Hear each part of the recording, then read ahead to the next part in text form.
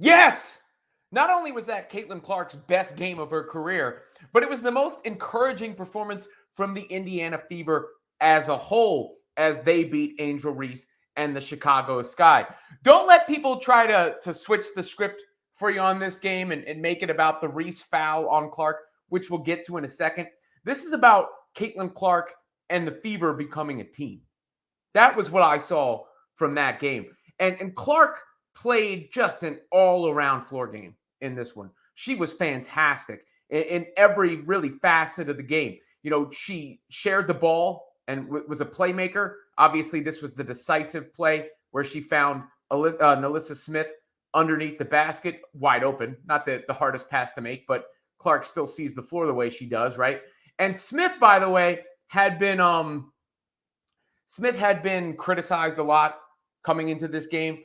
And, you know, she needs to check herself a little bit on social media as to how things can be perceived, the Paige Beckers deal and the Dejanay Carrington deal. But she played a good game. And that's all that really matters. I mean, and by the way, it's a little blown out of proportion, really because of Carrington's tweet. If Carrington hadn't tweeted that about Clark, I don't think anyone would actually care. We get it that Smith and her have a pre-existing relationship, and Carrington is a good defensive player. So it's okay to point out, you know, that NBA players give other NBA players love all the time. So shout out to Nalissa Smith in this one. Shout out to Kelsey Mitchell in this one as well. She's really playing well for this team. She's really a scorer, obviously, and can get buckets.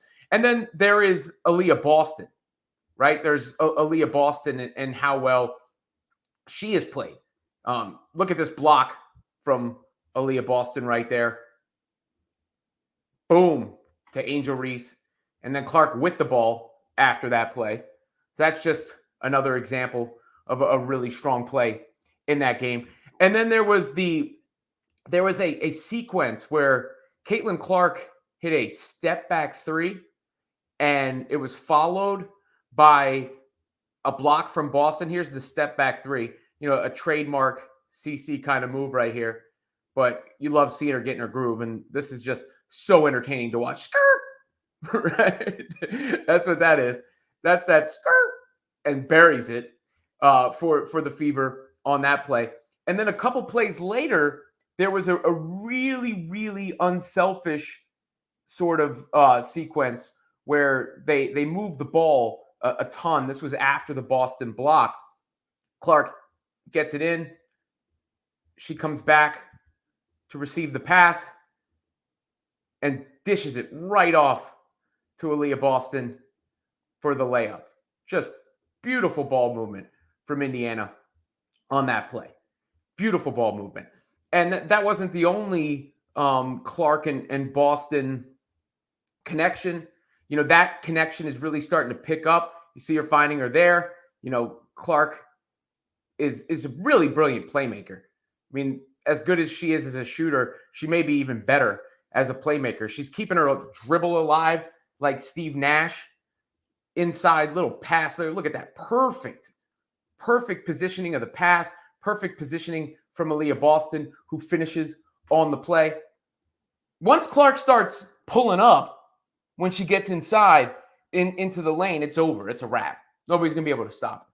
You know, there was one play at the beginning of the third quarter where she turned it over because she got into that no man's land where she didn't know what to do. But that's going to come. You know, she's going to get better at that.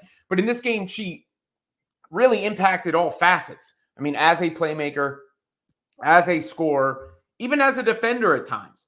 You know, I think that the things that she can improve on the most are the defense, you know, just dealing with the physicality defensively, tightening up her dribble. And obviously, I've harped on it, the mid-range and the floaters. But she's such a competitor, CC is, and she locked in on defense down the stretch of that game, including this huge block right there. So just a really, really good all-around game from Caitlyn Clark. I think perhaps her best game of the entire season, her most dominant performance of the entire season when you take into consideration every part of the game. And the Fever really improved as a whole, maybe in part because of that last game. You know, Christy Sides got a lot of crap for a quote over the weekend that I thought was unfair. I've been harsh on Christy's sides of late too, but this quote I thought people feet in the paint or to, get the ball. Really were unfair about. Needed to get those stops, but we just tried to get the, paint touches was our goal. Get the paint touches, whether that was feet in the paint or to, get the ball into Aaliyah or Lissa's hands. We just, that percentage for us, if we get those high percentage shots, it just helps everything on the outside as well. People were acting like she was saying, don't shoot threes. She didn't say that at all. She said if everybody else gets cooking inside, it'll make things easier. Break down the defense. Obviously, Aaliyah will get going. We've seen the Boston and Clark connection, and maybe getting Aaliyah Boston established, getting Kelsey Mistral established, open things up for Caitlyn Clark where she didn't have to see all the defensive attention all the time. That's part of the game too. So I want to give Christy's sides her flowers for that. Now, real quick on the Chicago Sky side of things, they're really struggling now. I thought they made the right move putting Kennedy Carter into the game. Obviously, Angel Reese, relishes her role, as she's told us before.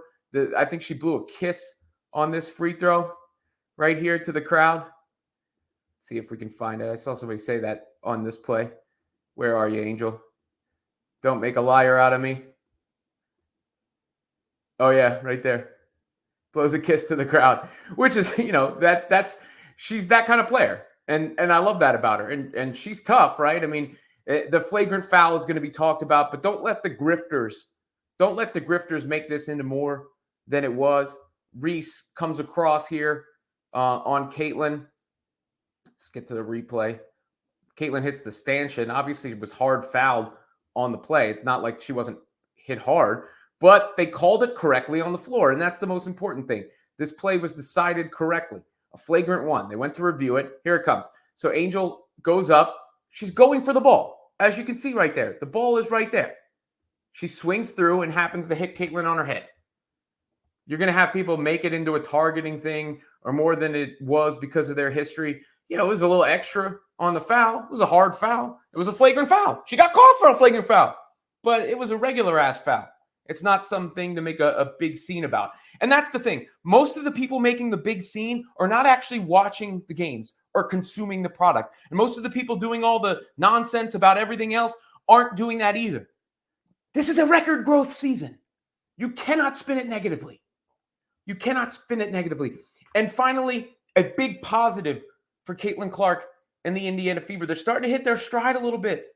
They got a little bit of a break. They've gotten some more practice time. She's really showed everything that she can do out there on the floor in this one. She's going to be the rookie of the year, by the way. Caitlyn Clark's going to be the rookie of the year.